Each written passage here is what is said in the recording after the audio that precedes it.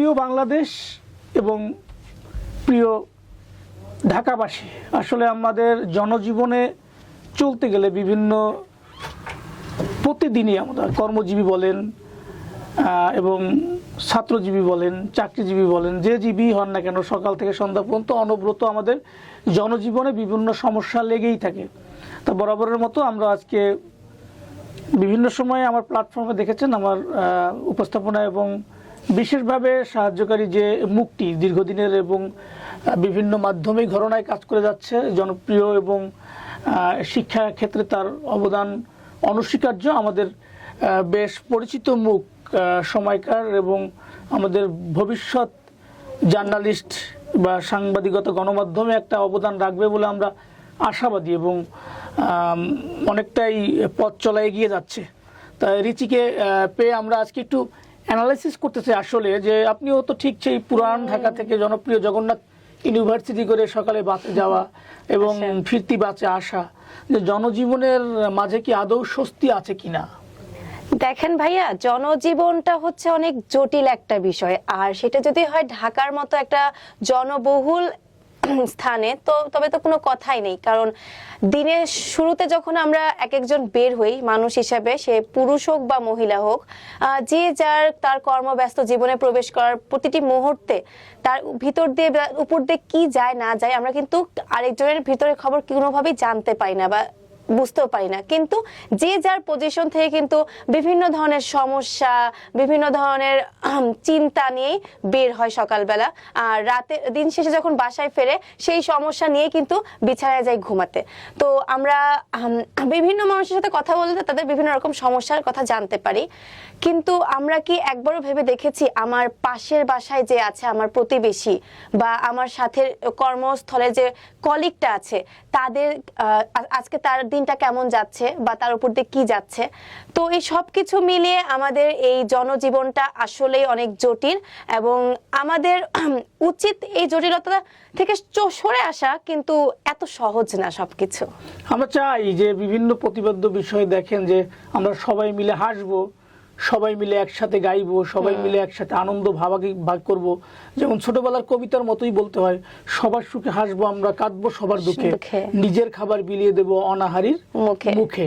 কিন্তু সেটা হচ্ছে না যে আমরা সবাই মিলে বাংলাদেশ, সূর্যটা যখন উঠবে তার আলোটা সবার ঘরে যেমন পুষ্পিত হবে, সবার ঘরে যেমন সমানভাবে কোনো কম বেশি না হয়, এভাবে চলতে চাই, কিন্তু আদৌ পারি না। কর্মজীবী মানুষজন আমরা দেখেছি কিছুদিন ধরেই ঢাকায় যান্ত্রিক জীবনে অতিষ্ঠই নগরবাসী। ঢাকা শহরটাকে একরকম যান্ত্রিক জটিলতায় ভরপুর করে রেখেছে। বিভিন্ন অসুবিধা, বিভিন্ন আন্দোলন, বিভিন্ন মানুষের প্রতিবদ্ধকতা। সকাল সেই কাক ডাকা ভোর থেকে উঠে কর্মজীবী মানুষজন বের হয় তার গন্তব্যস্থলে পুষতে, আদৌ কি পুষতে পারে?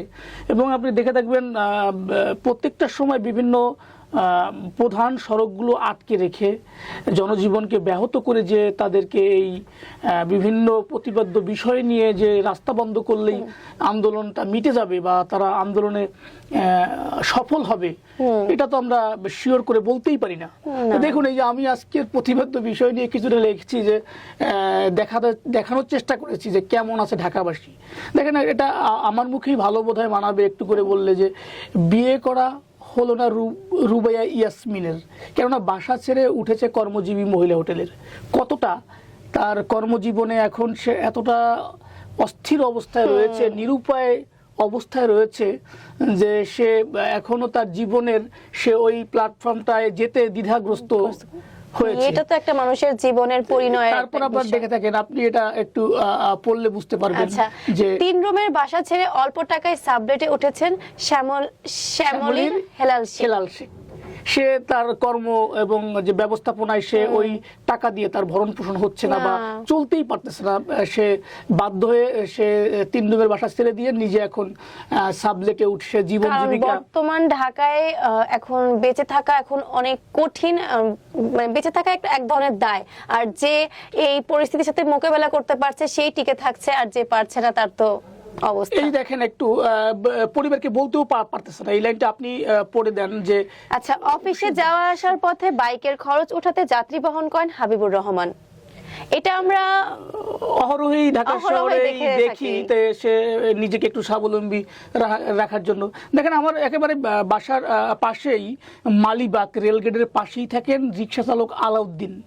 মাঝে মাঝে তাকে উপোস থাকতে হয়, কারণ বিভিন্ন এই পারিপার্শ্বিক সমস্যা, প্রত্যেকদিন যে রিক্সায় যে হচ্ছে যাত্রী পাবেন এবং প্রত্যেকদিন যে তার শতভাগ মুনাফা পাবেন বা পূর্ণ হবে তার চাহিদা, এটা কিন্তু না।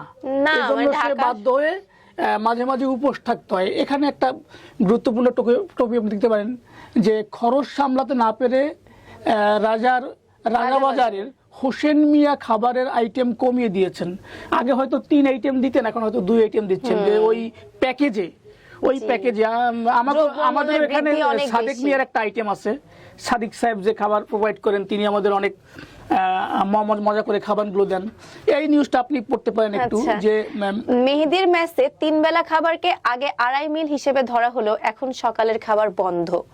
মানে এখন তার জীবিকাটা, জীবন জীবিকা ওইভাবে 2 বেলা খেয়ে সে পূরণ করছে।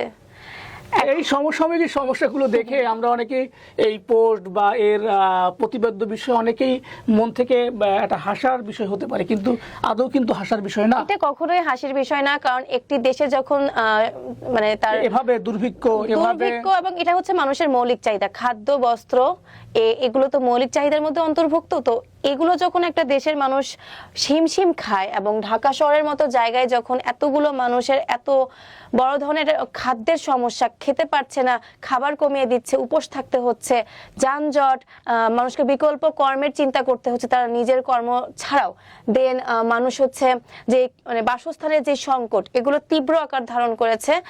সবকিছু মিলিয়ে মনেই হচ্ছে যে মানে দেশের যেই প্রাণকেন্দ্র ঢাকা, এখানকার অবস্থা অনেক জটিলতায় পরিণত হয়েছে। কিন্তু এর মধ্যেও কিন্তু আমাদের সম্ভাবনা খুঁজতে হবে, এইভাবে আমাদের এগিয়ে যেতে হবে, এগুলোকে যেভাবেই হোক চড়াই উতরাই পার করতেই হবে। স্যার, আপনি একটু কিছু বলতেন। রিচির কথার সঙ্গে তাল মিলিয়ে বলতে চাই যে সবাই আমরা একসাথে হাসবো, সবাই আমরা একসাথে বাঁচবো। আগামীর দিনগুলো, আগামী 2026 সনটাকে আমরা চ্যালেঞ্জিং হিসাবে যাব। দেখবেন বিদেশে 2030 ভিশন তারা কত ফাস্ট, 2025-এ আছি আমরা, 5 বছর তারা এগিয়ে গিয়ে ভাবতেছে। 30 ভিশন তারা নামিয়ে দিয়েছে বিভিন্ন কর্মসূচি এবং বিভিন্ন কনসার্টের মাধ্যমে, সাংস্কৃতিক প্রোগ্রামের মাধ্যমে, যে আমাদের ভিশন 2030-এ তারা কোথায় যাবে। কিন্তু আমরা কিন্তু এখানে বসে আগামী দিন সকালের কথাই ভাবি না। তা আসুন আমরা আমাদের অবস্থান থেকে, যার যার অবস্থান থেকে আমরা সচেতন হই, একে অপরের সুখ দুঃখ ভাগাভাগি করি, পাশে দাঁড়াই এবং মূল্যবোধের জায়গা থেকে মানবিক হই। সর্বপ্রথম হচ্ছে মানবিক হওয়া অত্যন্ত জরুরি। যার যার অবস্থান থেকে একটু ওই আমাদের একটা গানের কলির মতোই বলতে হয়, মানুষ মানুষের জন্য, জীবন জীবনের জন্য, একটু সহানুভূতি কি মানুষ পেতে পারে না ও বন্ধু? অবশ্যই। এই গানের কলিকে একত্র পোষণ করে সচেতনমূলক ভিডিওতে, এবং আমি খুব কৃতজ্ঞতা প্রকাশ করি তার বিভিন্ন স্টাডি, পড়াশোনা, নিজের কেরিয়ারের পাশেও দীর্ঘদিন ধরেই যে আমার ছোট্ট একটা সচেতনমূলক প্ল্যাটফর্মে তার যে উপস্থাপনা এবং যে পরামর্শ এবং প্রেজেন্টেশন করেন, এজন্য আমি আমার দর্শকদের পক্ষ থেকে রিচির জন্য অনেক শুভকামনা। ধন্যবাদ। সবাই ভালো থাকবেন।